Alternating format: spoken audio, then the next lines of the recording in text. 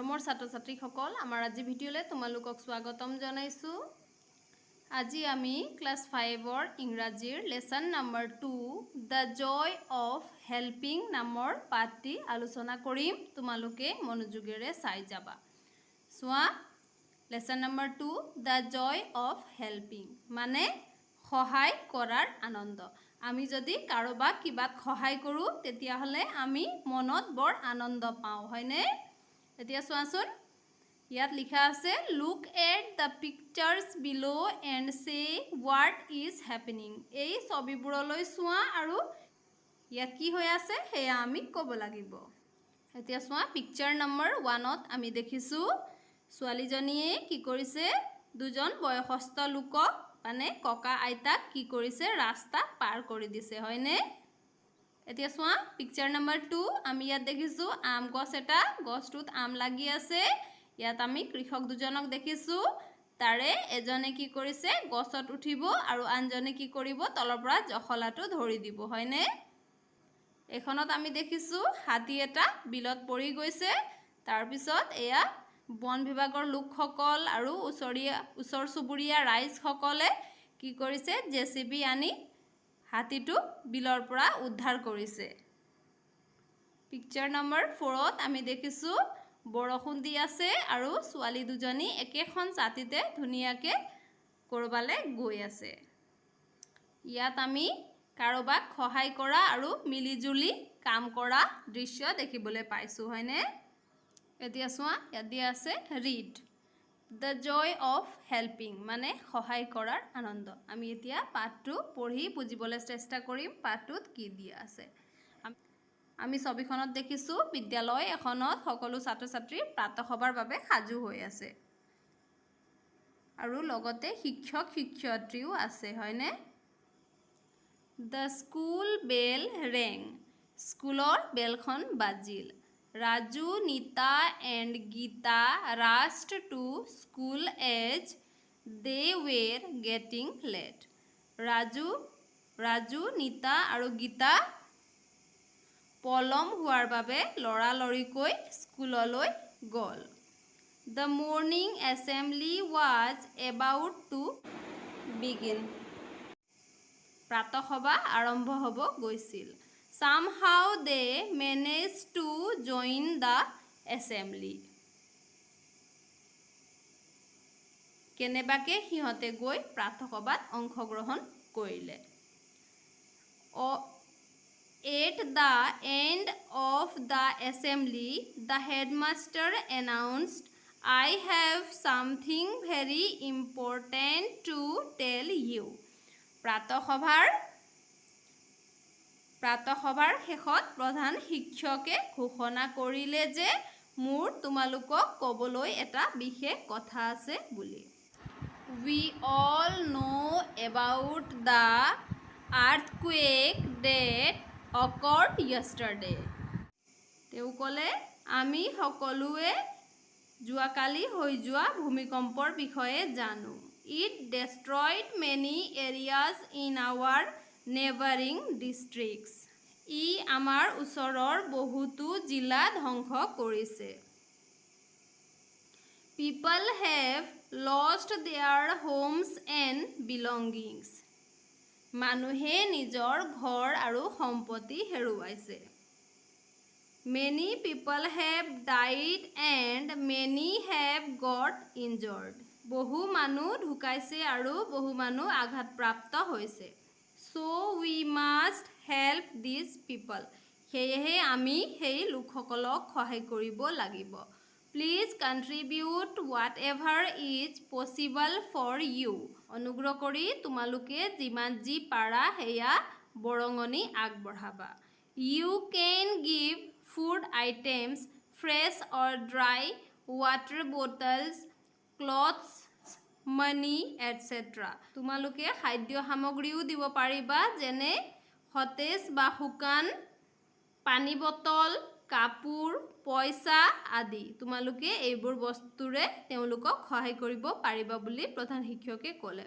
Tomorrow after morning assembly we will collect your contributions and a team of teachers and students representing our school will go to the affected area and distribute these items among the earthquake victims.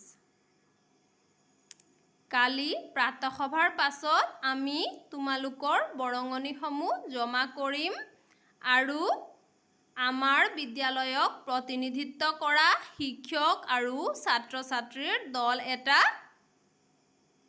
প্ৰভাৱিত ঠাইলৈ গৈ ভূমিকম্পৰ দ্বাৰা পীড়িত হোৱা লোকসকলক সামগ্ৰীখিনি বিলাই আহিব বুলি প্ৰধান শিক্ষকে ক'লে। During the lunch break, Nita, Geeta and Raju discussed what they would contribute. দুপৰীয়া আহাৰৰ বিৰতিত নিতা, গীতা আৰু ৰাজুৱে তেওঁলোকে কি বৰঙানি আগবঢ়াব সেয়া আলোচনা কৰিলে। Raju, I would like to give food items like bread, biscuits and fruits. ৰাজুৱে ক'লে মই ব্ৰেড, বিস্কিট আৰু ফল-মূল এই খাদ্য বস্তুখিনি দিব বিচাৰোঁ। গীতাই ক'লে That's great. I will contribute some money and a carton of drinking water. গীতাই ক'লে সেয়া খুব ভাল। মই অলপমান পইচা আৰু এটা খোৱা পানী বটলৰ কাৰ্টুন দিম বুলি গীতাই ক'লে। নিতা, Please suggest what I should contribute. Nitai ক'লে মোক পৰামৰ্শ দিয়া মই কি বৰঙনি আগবঢ়াম। Raju, Why don't you bring some clothes? তুমি কিয় কেইটামান কাপোৰ লৈ নোযোৱা? You can collect some from your neighbors' homes too. তুমি কেইটামান কাপোৰ তোমাৰ ওচৰ চুবুৰীয়াৰ পৰাও সংগ্ৰহ কৰিব পাৰিবা। You can also collect some containers to store food. তুমি খাদ্য সঞ্চয় কৰি ৰাখিবৰ বাবে কেইটামান পাত্ৰ বা বাচনো লৈ যাব পাৰিবা। That will be of great help to the affected people. সেয়াও পীড়িত লোকসকলৰ বাবে এটা ভাল সহায় হ'ব। নিতা, Thanks a lot, Raju, for your suggestions. তোমাৰ পৰামৰ্শৰ বাবে ধন্যবাদ ৰাজু বুলি নিতাই ক'লে।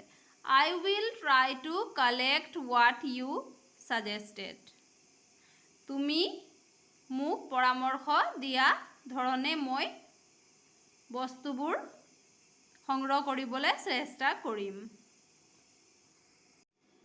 Gita, Can anyone help me bring the bottles of water?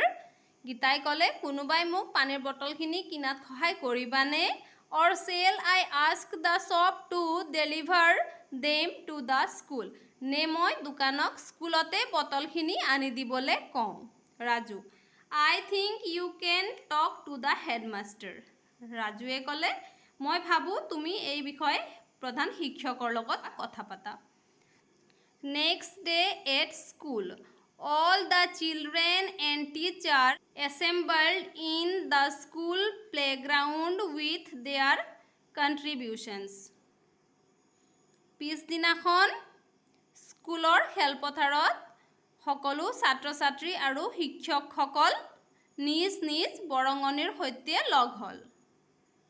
The headmaster thanked all of them for their support. প্ৰধান শিক্ষকে সকলোৰে সহায়ৰ বাবে সকলোকে ধন্যবাদ জনালে। The goods van and a team of teachers and students then left for their destination.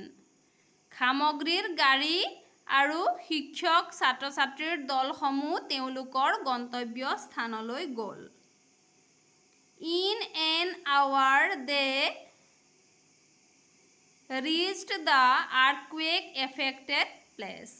এঘণ্টাৰ ভিতৰত তেওঁলোক ভূমিকম্প আক্ৰান্ত এলেকাত পালেগৈ। They were very sad at the plight and misery of the people there. তাত থকা জনসাধাৰণসকলৰ দুখ আৰু কষ্ট দেখি তেওঁলোকৰ বৰ দুখ লাগিল। They distributed the things among the people. তেওঁলোকে বস্তুখিনি জনসাধাৰণৰ মাজত বিতৰণ কৰিলে. Everyone was very grateful to the volunteers for their help. প্ৰতিজনে স্বেচ্ছাসেৱকসকলৰ সহায়ৰ বাবে বহু কৃতজ্ঞতা প্ৰকাশ কৰিলে. The team members felt very happy to have helped the people in distress. দলৰ সদস্যসকলে বিপদত থকা লোকসকলক সহায় কৰি বৰ সুখী হ'ল. Raju said to himself. ৰাজুৱে নিজকে ক'লে, helping people in need is a really wonderful feeling. ৰাজুৱে নিজকে ক'লে, আৰ্তজনক সহায় কৰাটো প্ৰকৃততে এটা অদ্ভুত অনুভৱ বা বিপদত পৰা লোকসকলক সহায় কৰাটো এটা আচৰিত অনুভৱ. The next time I see anyone in such a plight, I must try to help. আকৌ কেতিয়াবা যদি মই কাৰোবাক দুৰ্দশাত দেখো তেতিয়াহ'লে মই তেওঁক নিশ্চয়কৈ সহায় কৰাৰ চেষ্টা কৰিম বুলি ৰাজুৱে ক'লে.